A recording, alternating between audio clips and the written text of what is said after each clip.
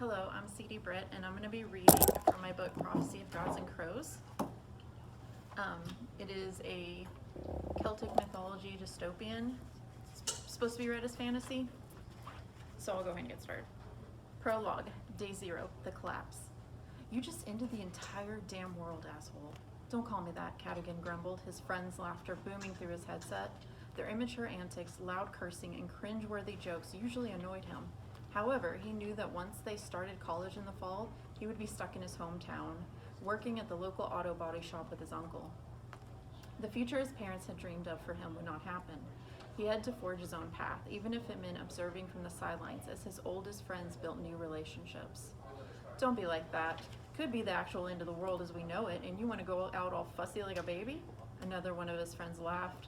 With a shake of his head, he positioned his fingers on the keyboard, filling the familiar grooves that had formed from countless hours of gaming with his friends.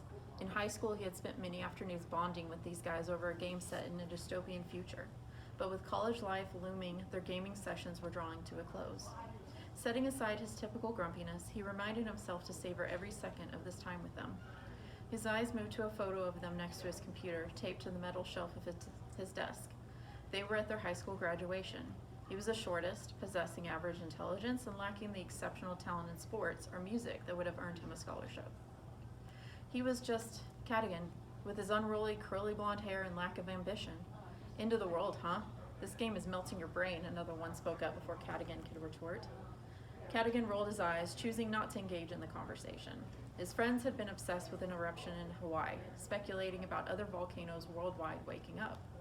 Since the government employed his father, his friends demanded to know what he knew about the strange volcanic events. He felt tempted to fabricate a story on multiple occasions just to mess with them. Cadogan knew next to nothing about his father's work, only that his father was an IT guy who went in and fixed computers, turning the machines on and off again to fix an insignificant problem so he could come home and complain about the Neanderthals he worked with. Anyone not in information technology was likely a cave-dwelling idiot in his dad's eyes, which was most likely why it irritated his old man so much that he was choosing to work with his dad's smart but lazy brother. That volcano wrecked Hawaii, and now others are showing activity. If Yellowstone blows, we're all fucked, one of his friends yelled into the headset, startling Cadogan. Leaning back into his chair, Cadogan took a deep breath. Once they started on this topic, the game petered out pretty fast. I'm off. Good night. Cadogan pulled his headset off before he could hear any protest. As he ran his hands along the arms of his computer chair, he shook his long blonde hair out, the chaotic tresses falling into his face. He stood stretching out his arms and hearing his back crack after sitting for so long. As he reached out and turned off his computer, a profound darkness engulfed the room, with only the alarm clock casting its feeble glow. Rain hammered the windows and the sky was black as midnight, yet his clock showed the time to be 4 in the afternoon. He had spent around 2 hours online. A flash of lightning lit up his room, the anime posters, gaming rig set up, and his threadbare blue plaid comforter he refused to part with only made the melancholy worse. The room belonged to a boy, not a high school graduate. Perhaps he should take his uncle up on renting the space above the shop. Lightning struck closer, the rumble of it vibrating the house. The rapid onset of such a terrible storm bewildered Cadogan. A loud bang against his window cut his musing short, but the darkness outside was too vast for him to see anything. Cadogan felt like a small child, terrified of imaginary monsters in the dark, and he left his room a little faster than he normally would. Just a creepy storm, nothing to get worked up about, he told himself, as he ran down the carpeted stairs and yelled out for his mother. Mom, something hit the window. I think it was a tree. He halted at the last step, his mother not turning to look at him from where she stood in the center of the living room. She wore her graying, reddish blonde hair in a bun and had an apron on, as if she had been in the middle of making dinner. Passing photos of him as a child growing through the years, he moved to stand beside her, yet she still had not noticed him. She stood frozen, her focus fixed on the TV with her hand to her mouth. Then he noticed how rapid her breathing was, her eyes wide and unfocused. He knew the look, since he had panic attacks himself. Mom! Cadogan took hold of his mother's shoulders, helping her to the green couch. She looked far too pale, a ghost against the lush fabric, and the freckles on her nose and cheeks were stark in contrast to the rest of her skin.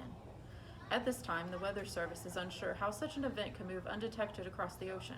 It is important to take cover if you are in the cities of... The door to the garage flew open, his dad drenched and chest heaving as he stood on the threshold. Get in the car, now, his father yelled, not allowing them to ask questions before he was back in the driver's seat. His mother blinked, a sob threatening to escape as Cadogan helped her up, Startled by his father's impatient honking, both jumped in surprise. Cadigan's gaze remained fixed on his mother. She took a deep breath, gathering her strength before pushing herself off the couch. In that instant, her eyes regained their sharpness and focus. Despite her trembling hands and quivering voice, he admired her unwavering determination. "What's happening?" he asked his mother. Cadigan caught her when she fumbled from the loud, lengthy siren caused by his father holding down the horn. Cadigan gripped her elbow as they hurried toward the car, his father's frantic hand motions urging them to move faster. His mother patted his hand, her cue to let go, and got into the passenger seat. As the garage door lifted, panic washed over Cadigan as the wind and rain invaded the space, and he yanked open the door of the back seat, flinching and waiting for his dad to yell at him. His father's usual sensitivity towards his ancient sedan, which had been around longer than Cadigan, was missing. Cadigan fell into the back seat and slammed the door before his father whipped the car out of the garage, narrowly avoiding the neighbor's mailbox. "You damn near killed us! What is wrong with ya?" his mother screamed, holding onto the car's grab bar. The wind picked up and his father's response was lost to the noise. His father turned on the FM radio, moving through the stations. Warnings blared through the speakers in the rear of the car, and Cadigan heard each set of instructions, clear as day. Evacuate or bunker down. Are asking the people of New York City to get to the highest level you can of your building. Stay away from lava flows. Get to the innermost room of your home, away from windows. What is going on? Cadigan tried to yell over the howling wind. The street he'd grown up on was a blur outside his window as his father far surpassed the posted speed limit. As the rain intensified, it grew more and more difficult to see out of the window. Cadigan felt his mother's fingers brush against his knee as she reached behind her seat. Holding her hand, her grip grew tight on his and her knuckles turned white. "You've got to slow down. You can't see a damn thing right now." His mother was right, but his father did not bother letting off the accelerator. Two bright red lights materialized through the rain ahead of them. "Dad!" Cadigan yelled out at his father as his father slammed the brakes, swerving on the slick road to avoid hitting the car in front of them. His mother pulled her hand away, her hands going flat against the dashboard. The terrain beneath the tires transformed as the car spun becoming rough and uneven. Grass, dirt, and rain hit the windows as his mother screamed and his father worked to pull the car out of the tailspin. In a state of panicked paralysis, Cadigan could only bear witness to the chaos unfolding before him. His thoughts jumbled and unable to make sense of the situation.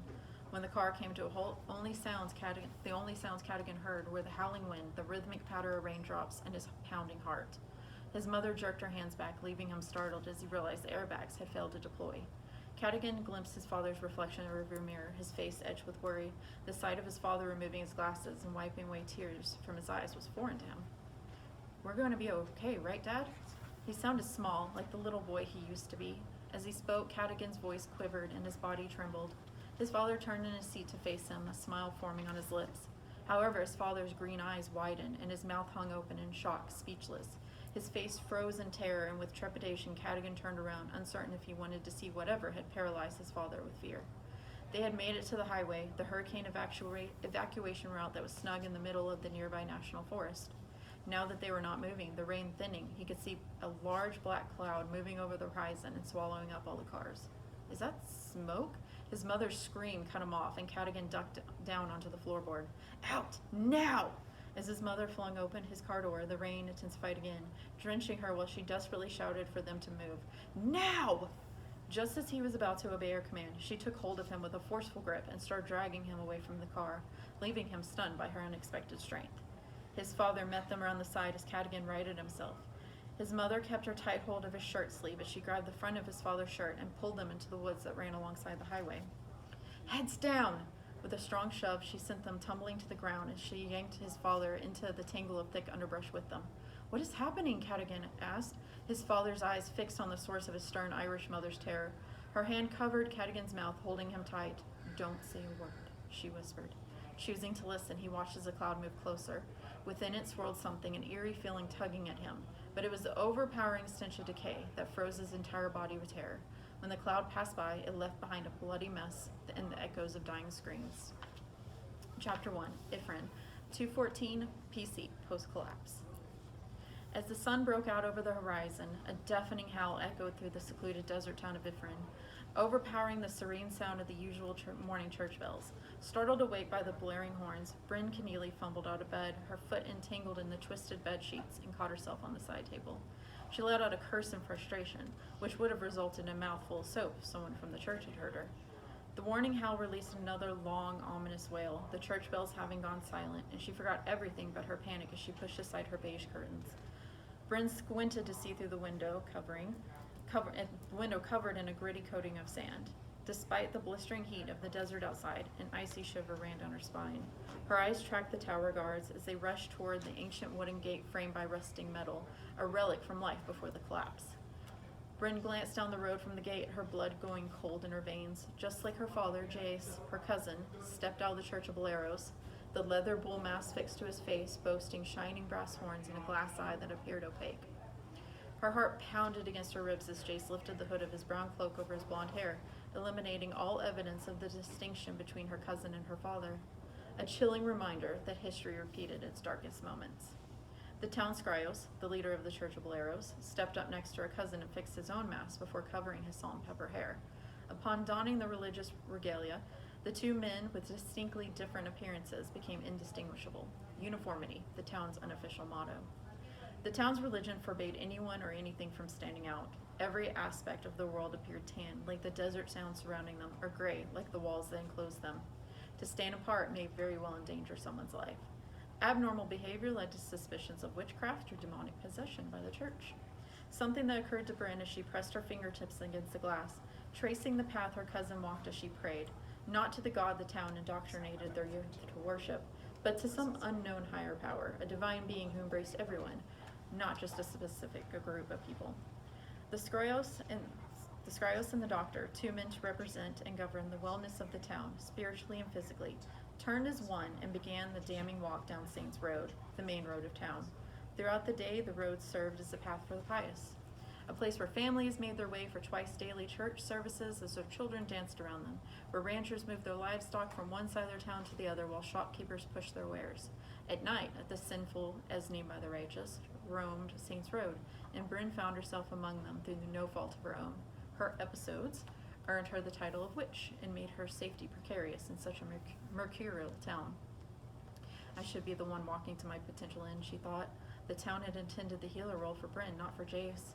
As she traced a line through the dust with a trembling finger, she froze at the sight of Jace reaching the gate.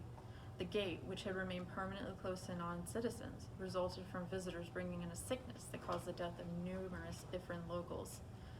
The gate was now only allowed to be open for their traders to exit and buy provisions for the town.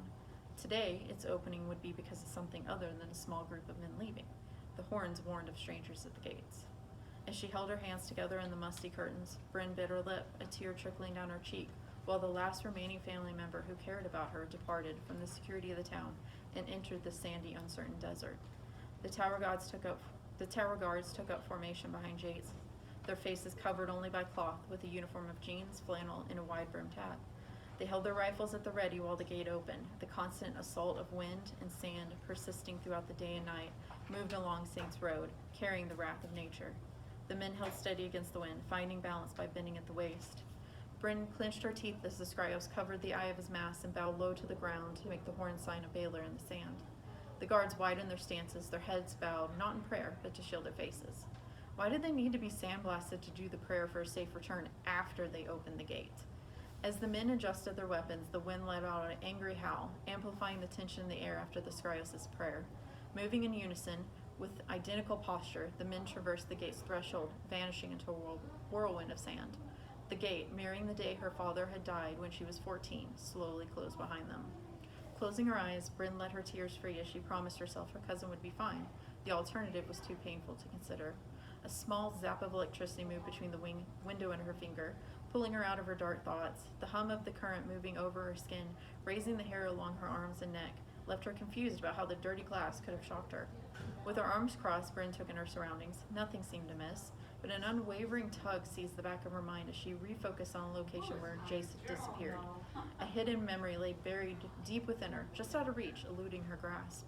It triggered a sensation she was familiar with from her episodes, but not when she was merely taking the world beyond her bedroom window. An aspect of her mind that seemed separate from the rest of her consciousness. Her thoughts originated from a locked door deep within her, inaccessible to her, and retreated whenever she tried to grasp them. From the part of her psyche, Bryn felt the unmistakable presence of a warning, as clear as if someone had spoken aloud. Jace would come back unscathed, but something dark and dangerous would follow him home.